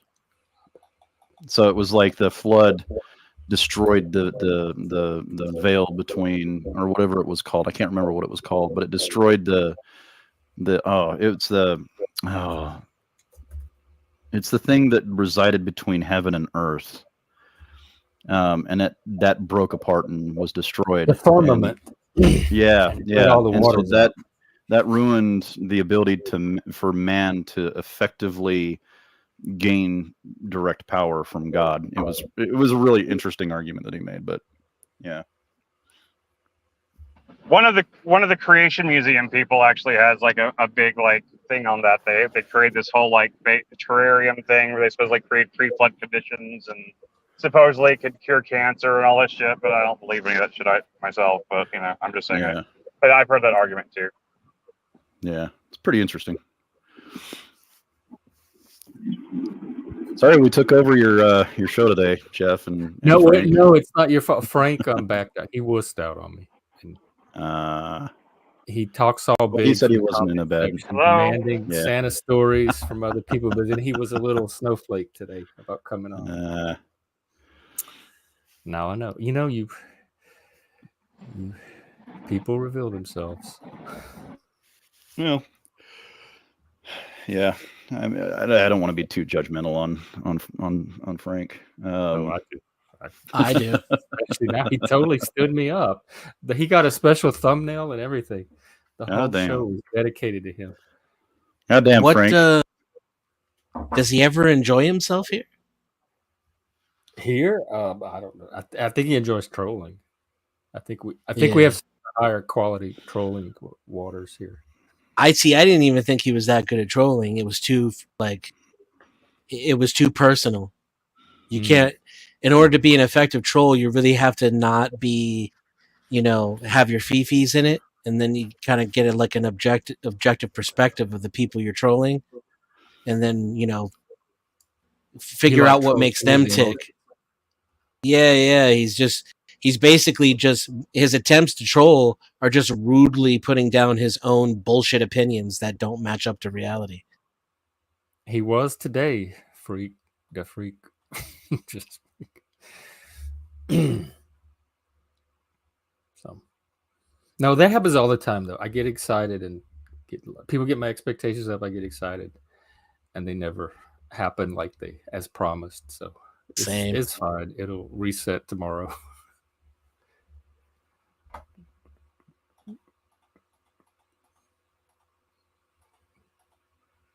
Well, you won't be here tomorrow. Oh, right. I won't be. Yeah, tomorrow. I might be able to restream it. I don't know what time I'm getting home from my appointment, but if I'm home, whenever I get home, I can restream it to our channel. But if you can start it at noon, like you could just set up the restream on StreamYard. You don't even you just set it up. You just set it up ahead of time, just like you normally would. Yeah. Do I do I that did that the other day for your page or mine? It's as soon as I'll create the stream tonight. Then you just click on the link and you just set up the restream from there. Oh, okay. Then I'll do that. So it'll restream automatically then to mine tomorrow, and you'll open it on yours. Oh, okay. Yeah. So tomorrow the show will be on Chris's channel. If you want to interact, I'll put that in the room, and then if it works, we'll have it streaming to Outliers at the same time. But we won't actually be live on Outliers. Here's Chris's channel. There y'all go.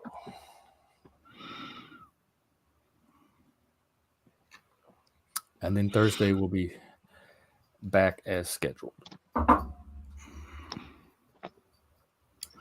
Sweet. Well, obviously I won't be here Friday, Saturday, and Sunday. So those are your work days? Yeah, unfortunately those are my work days right now. I might be able to listen in and maybe comment, but that's about all I can do. I met some really interesting. Really quick. Did you guys hear the news that Jake Paul is going to be fighting Mike Tyson? I don't even know. Heard rumors. So. Yeah, I have no idea. It's confirmed. It's confirmed. Is this channel about theology? Sometimes it was about 20 minutes ago. Yeah, it's about talking and inviting good conversation. Yeah. Theology does crop up on here quite often. Yeah, I'm a Satanist. Steve, were you raised Mormon? I was raised Mormon, but I'm an atheist. Chris is a Christian Gnostic. Denizen, I don't know what Denizen is. I would probably put him firmly in atheism if I had to make a call. We're very interfaith. Anti-theist. What are you? Yeah. A strong anti-theist. I'm pretty sure there's no God, and I'm glad about it. Yep. We welcome all faiths. Yeah. Hood issues. I was freeing my people from the chains of religion. I'm not ever going to try and talk someone out of their faith. I'm not one of the neo-atheists that believe that religion is a net negative for society. I'm not even going to talk people out of their belief in not having free will. If I ask people questions that seem to conflict the individual's beliefs, it's usually because I'm trying to understand them, not trying to talk them out of their faith. So not to mention it might make their faith stronger when they investigate my argument against them, and they come out even stronger. But that's a good point, because it is faith. Faith is a special thing. People are not adopting religions based on logical. I mean, they support it with logic sometimes, but a lot of times faith is not being able to prove the truth of something and living as though it's true anyway. Yeah. Yeah. And I think most humans might need that. I've come to the conclusion over a lifetime of atheism that God is necessary. I mean, we all do it. There's all of us have things that we live as though that are true, whether they might be in reality or not. Mine used to be truth itself. I used to have a quite dogmatic servitude to the idea of truth, and Like ultimate truth. yeah, and I lacked a certain perspective and willingness to embrace subjectivity. I think kept me narrow and rigid, similar to how I would see a fundamentalist. Yeah. Mhm. Yeah, I would say Yeah. that I was more opinionated, not that I was necessarily hardcore about truth, because I think truth is, I'm not going to get into it, but truth is actually quite difficult to define. Mhm. And to acknowledge when it comes across you, because truth, like everything else, is just kind of like this perceptual difference between 2 points. So it's difficult, but that's like the very, very surface level of what I think is truth. But I try to seek the most highest degree of truth that I can possibly find, and then I use that. That's pretty much my modus like as operandi. close to. I Yeah. don't know if humans are ever, because we have a human limitation and bias to us. If humans are ever going to access ultimate truth, at least not in my lifetime, but we get close. We can approximate to truth, and I Yeah. try to get as close to as I can. And it depends on what kind of truth. There's like pragmatic truth that I need to make some kind of practical decision, like maybe what I'm going to eat that day, versus like political truth or societal truth, and then existential truth. So there's different layers and levels of truth too. And Right. so some truth is very limited and easy to determine for the purpose you need it for. Well, I think the shitty thing is, and unfortunately, this is probably a little bit more pessimistic or nihilistic of myself, but I think most people operate under a priori rather than a posteriori, which the difference between those is a presumption versus evidence from experimentation. So a posteriori is after the fact, is you can actually link the causes and the effects all the way down the chain.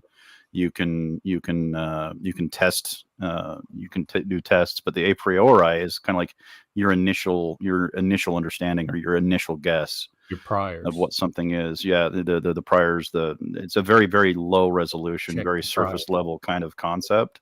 And I think, unfortunately, most people operate under very, very few parameters of what most people would consider truth, and just make truth claims about these things. This is why so many of these fucking people that make those truth claims always fall under the heaviest of scrutinies. They usually, it's a very uncomfortable fall from their position. So I try not to operate too much. I'll make an a priori and try and run through the process, and hopefully I'll get to a valid a posteriori. But yeah, that personal religious relationship with one's beliefs too is a big problem, right? Like, I think if people were to embrace the nature of their free will and recognize that it's an illusion and have some forgiveness and acceptance for themselves, it makes even people who go off their presumptions would agree that there are harsh truths. And it makes those truths a lot less harsh and a lot easier to accept and adapt to. What's a harsh truth? Like death? Yeah, Or that's a betrayal? good one. That's a good one. Human nature. And they don't believe they're gonna die. I envy that shit. That's hard for. Even Freud said that it's almost impossible for the ego to conceive of its own destruction. Yeah. It's a real bummer, I'll tell you that. And I think that's what, like, because a belief in some kind of afterlife or immortality or some party that continues after death, I could see would be very comforting to many, many people. So Yeah. if that's what a religion was offering, I definitely see the appeal. I mean, it took, as a kid, I believed in afterlife too. It took a while, like young adulthood, to really grasp the fact that this is it and make the most of this existence. That took a while mentally to get to that perspective. And so if you were raised thinking, like, taking an afterlife for granted, you're not just going to like snap out of that. Yeah. Well, guys, I got to get going. I got to get ready. I'm going to go see Dune 2 tonight. Nice. I've heard good things. Yeah, so have I. So I'm really excited. So you Okay, guys have well, a good night. Yeah, let us know how it is. Nice. Yeah, So, I've been we'll- meaning to go see that too. I haven't gotten around to it yet, but you know, Yeah. I'll see it So, eventually. yeah. It probably won't be until it's on. It's probably won't until it's on where I can sell the high seas to finding it. But, you know. Yeah. All right. I'll see you guys later. Take care, Steve. Good seeing you. All right. Well, since we're not getting Santa stories today, We can got still do things. Santa stories. What do you need we Frank need for? one from you. What's your sad Santa story? What happened What's to Santa a- stories what's a- anyway? Frank, I got faked out. He got You got moody, faked out. had pissy, and decided he didn't want to come up. Yeah, Okay. yeah. It was like Lucy in the football. He's a troll. I should have known. What is a Santa story?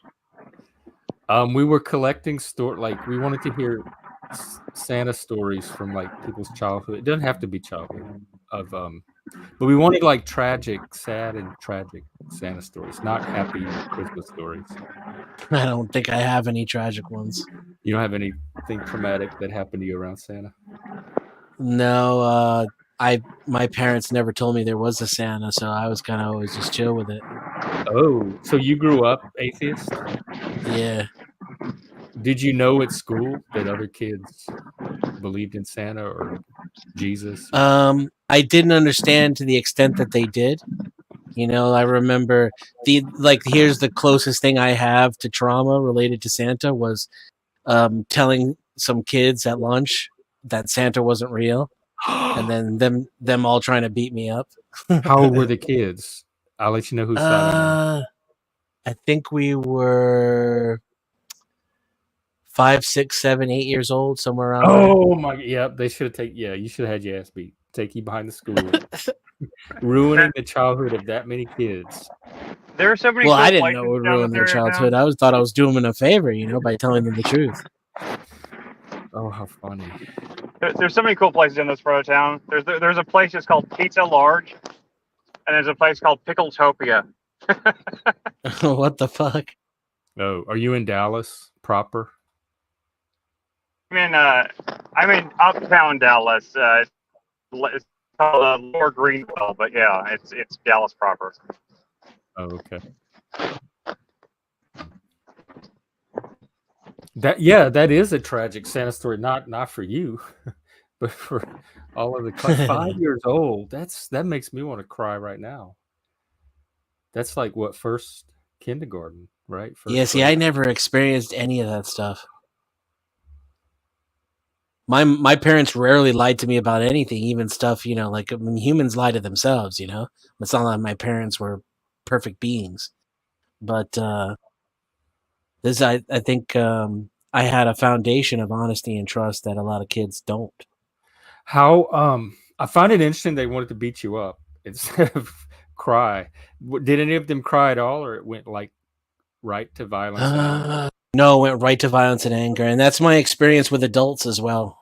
Like when you tell them shit they don't want to hear, they talk like Frank in the chat. Oh, yeah. People don't like having their illusions yeah, compromised.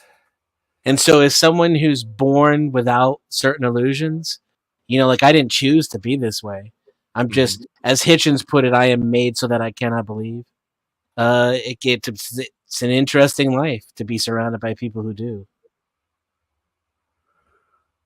Yeah. I think I grew Joe to Cool is appreciate. Black Santa.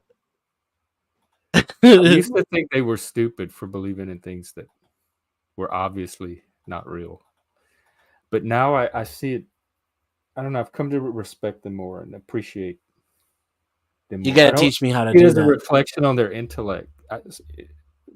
More now as I see it as a strength, like it can be a positive contribution to people's lives. Yeah. I mean, I think some of them need it, but I still think that Yeah. makes them, like I consider myself really stupid, but I think like someone who wholeheartedly believes in, like, say the Bible is the absolute true word of God, is that person stupider than me? But like with the free will thing, if it helps them live their life, Right. what does it matter if it's true? Not really. But it took me 40 years to get there, right? Because I was raised atheist.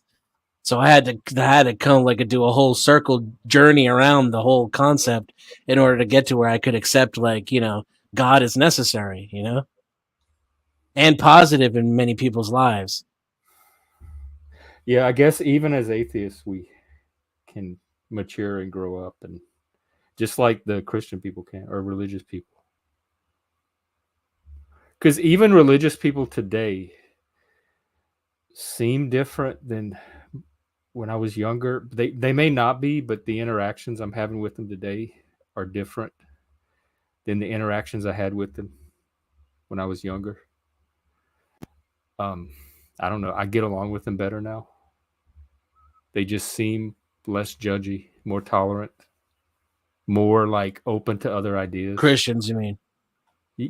Yeah, well, Yeah. mostly Christians, but religious people in general. They don't seem Yeah. as like closed-minded and judgmental as they used to be. But Yeah. that could be an illusion on my part I from just I think that's also cultural too, I think there's some counterculture, to where people are like embracing traditionalism, and those yeah, people are kind of the more open-minded people right now, and the people who are, you know um more, their identity has more of an academic source.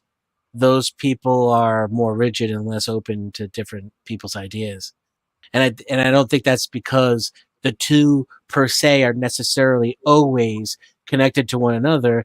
I think that's just kind of a wave of culture that we're in right now, that like the old left has become the new authoritarians. yeah. And Christianity's the counterculture now almost. Right, exactly. Christianity's the new punk. And it's just it's the open natured people and the rigid people, um working with what they're left with in this time,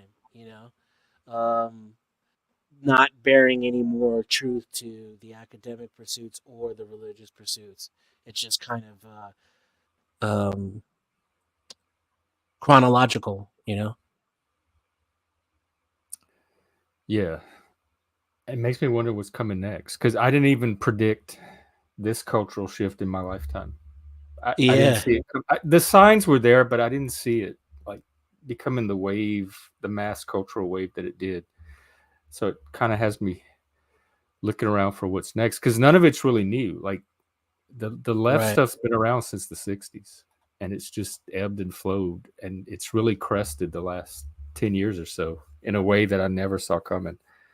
So once that wave plays itself out, and we have like the Christian counterculture wave or the religious counterculture wave, what is that Right. going to settle into in It'll 10 look or like 20 the years? 80s, right? Like, Oh, well, I'm ready for that. I love the yeah, 80s. Bring those back. I'm ready for those. It actually seemed like people got along more in the 80s and were less hung up and judgy over stuff like race and gender and even 90s, sexuality I and would say. stuff.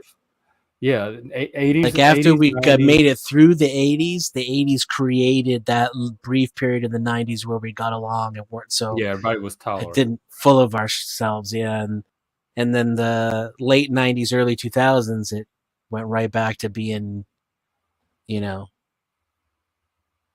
It this seemed like like that woke. happened with the next wave. Like whoever the kids were of the people from the 90s. That like the what is the millennials that were raised on social media? Their kids. It seems like when it started to get like the preoccupation with those kind of identities and characteristics started to rise again. And I think some of that's probably because their whole world is through social media and not the 80s had like you were in direct contact with people more or less.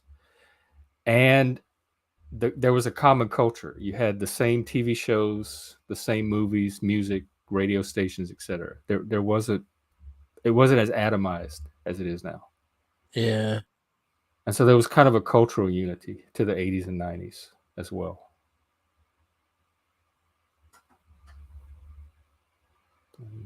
Teletubbies. Oh God, I hated those things. That baby in the sun is one of the creepiest, freakiest, scariest things I've ever seen in a movie. That's straight out of a David Lynch or horror movie. That oh my God, that thing is I couldn't even watch the Teletubbies. I've never seen either one. They're weird. It's something like a baby would understand. Like maybe it makes sense to a baby, but to an adult human, it was just weird. I didn't know what I was looking at. But then I watch weird stuff too that people don't know what I'm looking at. So, but the baby was really scary. It was a little baby face, and they superimposed it on the sun, and it was this giant baby face on the sun. Like Steven Crowder does with the dude from CNN. I don't know. I haven't seen that one. In the beginning of his show, there's like a sun that rises over his logo, and it's that dude. Is it Jeff? Is it John Crowder? I mean Steven Crowder. Steven Crowder, yeah.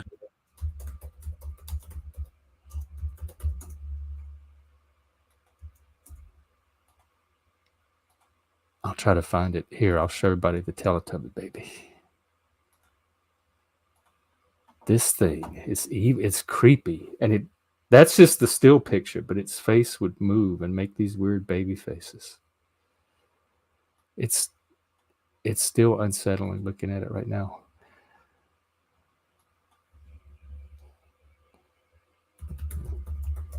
Did Chris take off?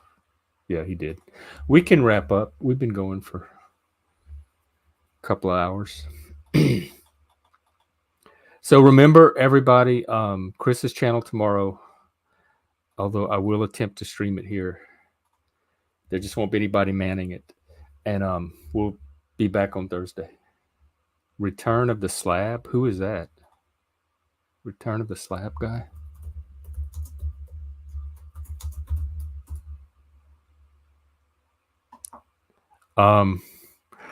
That might be beyond my generation. I don't know who that is. I never heard of that. There was a black guy in the Jetsons. Wait.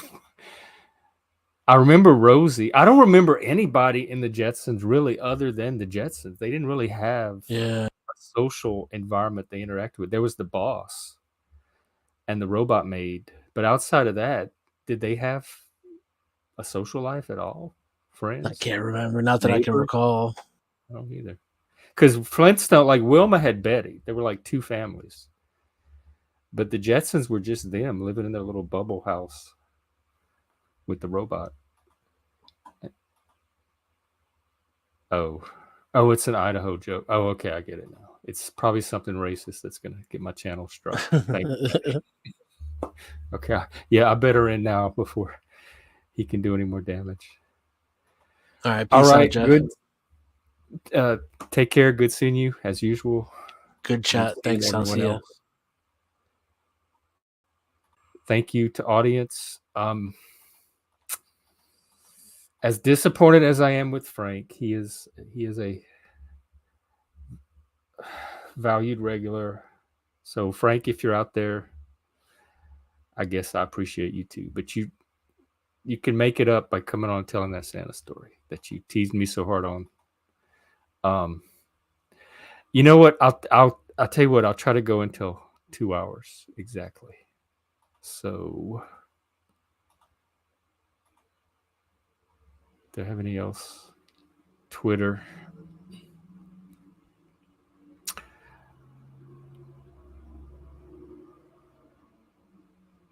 Not really. Let's see. Last minute announcements. Oh, tomorrow is also Survivor, the new one, like the current season. Um, that's why Jetsons.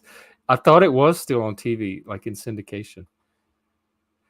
Um, it's the new season of Survivor, and we're only 2 episodes in, so it's still early enough to get in on the action. So that'll be at tomorrow night at 10 o'clock Central. Flo got struck. What happened?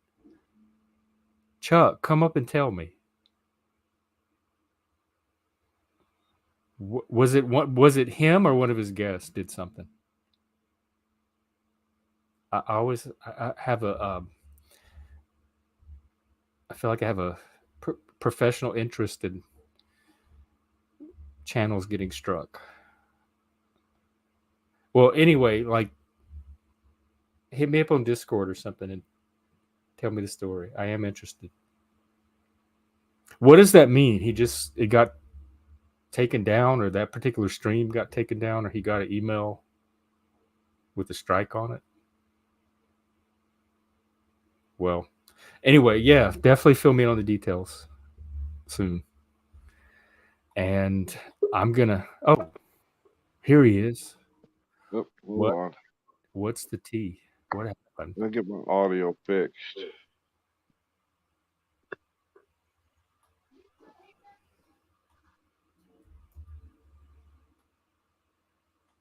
Can you hear me? I can. Okay. I lost audio. Sorry, you had to reconnect. No, somebody showed a paintball gun and somebody struck him for showing a weapon. So how does that work? Like somebody has to actively report it, or do bots monitor Yeah, for that? somebody reported it. So it was one of the people on the panel, and they showed They a didn't paintball have. gun? Yes, and it's immediately Flo took him off screen. Who But- was it? Aaron Corbett. Not that Aaron guy that goes on Jack. No. This kid's name is Aaron Corbett.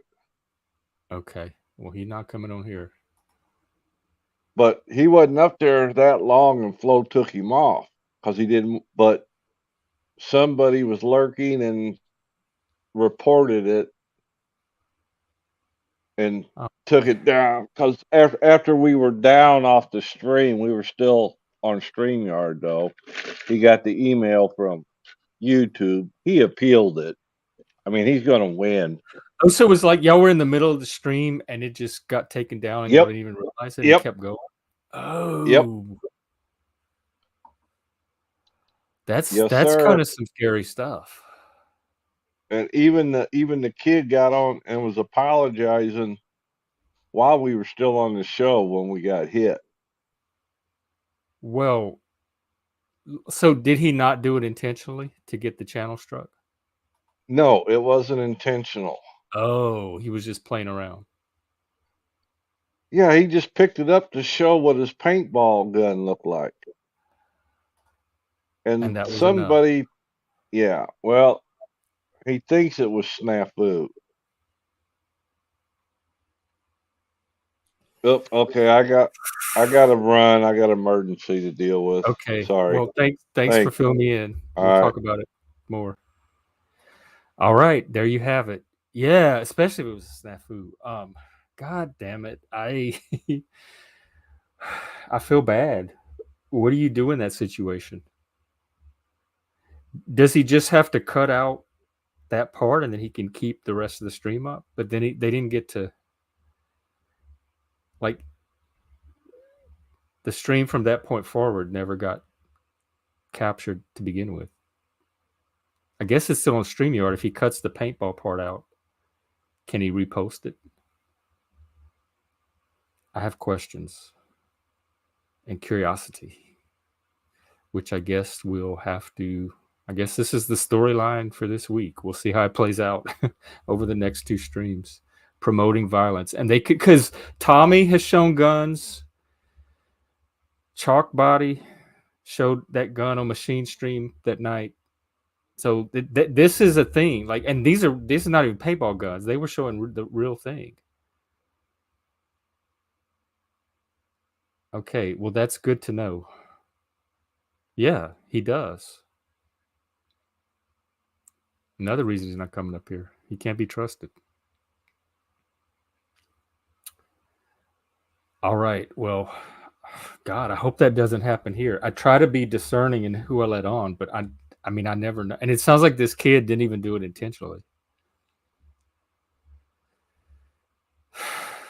Well, I've always said from the beginning that my goal is to keep this going as long as I can.